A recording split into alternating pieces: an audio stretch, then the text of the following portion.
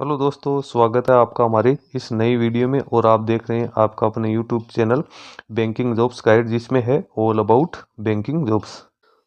दोस्तों, इस वीडियो में अपन डिस्कशन करेंगे बैंक ऑफ इंडिया, जो कि गवर्नमेंट ऑफ इंडिया का नेशनलाइज्ड बैंक है, इसकी ओर से निकाली गई अप्रेंटिस भर्ती के बारे में। जी हाँ दोस्तों, बैंक ऑफ इंडिया की ओर से ग्रेजुएट पास आउट कैंडिडेट के लिए अप्रेंटिस की वैकेंसी निकाली गई, जिसका एप्लीकेशन फॉर्म 15 मार्च 2025 तक जो भी एलिजिबल कैंडिडेट है वो फिलअप कर सकते हैं। इसका डिटेल नोटिफिकेशन आपके सामने स्क्रीन पे आपको दिख रहा होगा। इसका सारा एज और जो क्वालिफिकेशन है वो 1/1/2025 की स्थिति में कैंडिडेट के पास होना जरूरी है। इसकी ऑनलाइन एग्जाम कब होगी तो उसकी जानकारी सेपरेटली आपको यहाँ पे दे दी जाएगी। सबसे पहले तो आप वैकेंसी यहाँ पे चेक कर सकते हो, कौन कौन से स्टेट के कौन कौन से डिस्ट्रिक्ट में वैकेंसी निकाली गई, स्टेट और जोन आपको दिए।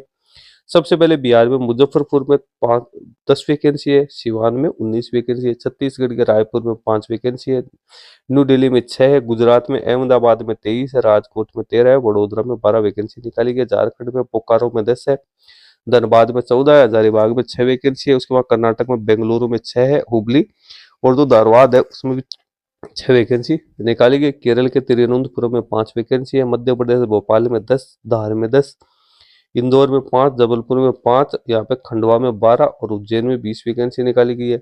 महाराष्ट्र में मुंबई नॉर्थ में 8, नागपुर में 11, नवी मुंबई में 5, पुणे में 16, रेगड़ में 4, रत्नागिरी में 8, सोलापुर में 10, वेदर में 5 वैकेंसी निकाली गई। उड़ीसा में यहाँ पे कोझर में 9 वैकेंसी, राजस्थान के जयपुर में 8, जोधपुर में 10, तमिलनाडु में चेन्नई में 7, त्रिपुरा गुवाहाटी में 7, यूपी के आगरा में 10, हरदोई में 26, वाराणसी में 7, वेस्ट बंगाल में हावड़ा में 6, कोलकाता में 18, सिलीगुड़ी में 28 वैकेंसी निकाली गई। इस प्रकार से टोटल 400 पदों के लिए रिक्रूटमेंट है ये निकाली गई है। इसमें से एससी कैंडिडेट के लिए 52 वैकेंसी, एसटी के लिए 40, ओबीसी के लिए 81 और ईडब्ल्यूएस कैटेगरी के लिए 32 है, जनरल कैटेगरी के लिए 195 वैकेंसी है वो निकाली गई। कैंडिडेट सिर्फ एक ही स्टेट और एक ही जोन से अपना एप्लीकेशन फॉर्म सबमिट कर सकता है।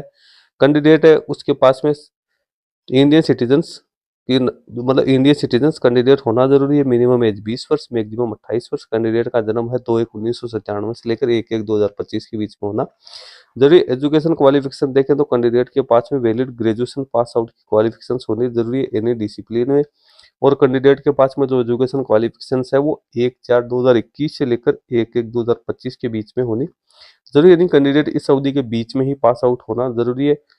एज रिलैक्सेशन यहाँ पे देखोगे तो S C S T candidate के लिए 5 साल, ओबीसी के लिए 3 साल और फिजिकल डिसेबल पर्सन के लिए 10 साल की यहाँ पे एज लिमिट रखी गई है। फिर उसके बाद अदर कंडीशन में फिजिकल मेडिकल फिटनेस है, तो इसके लिए कैंडिडेट है उसको यहाँ पे मेडिकल फिटनेस का तो जो सर्टिफिकेट है वो पेश करना जरूरी है। कैंडिडेट का एनईटीएस पोर्टल है उसके ऊपर रजिस्ट्रेशन भी होना जरूरी है। कैंडिडेट एक ही जोन और एक ही स्टेट से एप्लीकेशन फॉर्म सबमिट कर पाएगा। जिन कैंडिडेट की पहले से ट्रेनिंग कहीं से चल रही है, जिनकी कंप्लीट हो चुकी है, या जो कैंडिडेट पहले टर्मिनेटेड कर दिए गए हैं, तो ऐसे कैंडिडेट है इसमें एप्लीकेशन फॉर्म सबमिट नहीं कर पाएंगे।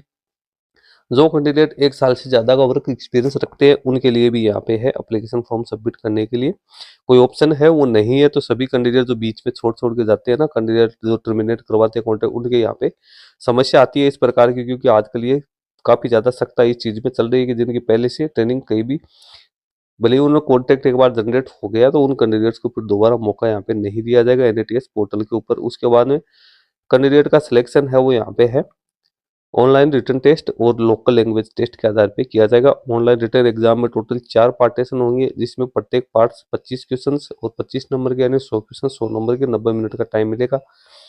इसके साथ ही आपका जो पेपर ऑफ बाइलिंगुअल इंग्लिश और हिंदी में देखने को मिलेगा। इंग्लिश लैंग्वेज है वो यहाँ पे क्वालिफाइंग नेचर का होगा। जो कैंडिडेट जो इंग्लिश लैंग्वेज में जो मार्क्स प्राप्त करेंगे वो कैंडिडेट है उसकी फाइनल मेरिट लिस्ट है उसमें उसके जो मार्क्स है वो ऐड नहीं होंगे। मिनिमम क्वालिफाइंग मार्क्स है English, general, financial awareness, quantity और रीजनिंग एप्टीट्यूड और computer knowledge will be decided by bank. तो ये सब चीजें बैंक के द्वारा डिसाइड की जाएगी आपको कितने मिनिमम मार्क्स प्राप्त करने हैं।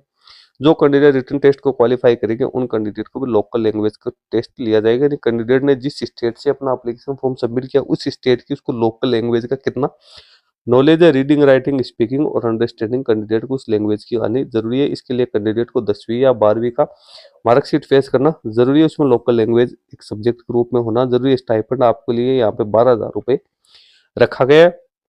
जिसमें से 4500 रुपये है वो गवर्नमेंट ऑफ इंडिया डीबीटी के थ्रू पेड करेगी, बाकी की अमाउंट है वो बैंक की ओर से की जाएगी। कॉन्ट्रैक्ट बेसिस यहाँ पे जो एंगेजमेंट टाइप है वो यहाँ पे आपको एज ए ट्रेनिंग यहाँ पे रखा जाएगा, ट्रेनिंग दी जाएगी 1 साल के लिए कैंडिडेट का। ये अप्रेंटिस का प्रोग्राम है वो होने वाला है। उसके बाद में क्या क्या डॉक्यूमेंट जब कैंडिडेट को इंटरव्यू के लिए बुलाया जाएगा तो इसमें लोकल लैंग्वेज का टेस्ट होगा, तो क्या क्या डॉक्यूमेंट्स कैंडिडेट को लेके जाना है, तो डॉक्यूमेंट्स की जानकारी यहाँ पे डॉक्यूमेंट वेरिफिकेशन में जो डॉक्यूमेंट लेके जाने हैं उसकी जानकारी आप लोगों को यहाँ पे डिटेल्स में दे रखी है। एप्लीकेशन फॉर्म आप इसकी ऑफिशियल वेबसाइट www.nats.education.gov.in के माध्यम से फिलअप कर सकते हैं, यानी आपको सारे प्रोसेस NATS 2.0 के माध्यम से करनी है। 1 मार्च 2025 से इसका एप्लीकेशन भरना शुरू हो गया। 15 मार्च 2025 तक आप इसका एप्लीकेशन फॉर्म सबमिट कर सकते हो। इसके बाद एग्जाम में जब आप पेश होगे तो उसके लिए आपके पास में एक आईडी प्रूफ आपको यहाँ पे लेके जाना है, जिसकी सारी जानकारी आपको इसकी ऑफिशियल वेबसाइट पे देखने को मिल जाएगी। एप्लीकेशन फी यहाँ पे फिजिकल डिसेबल पर्सन के लिए 400 प्लस GST,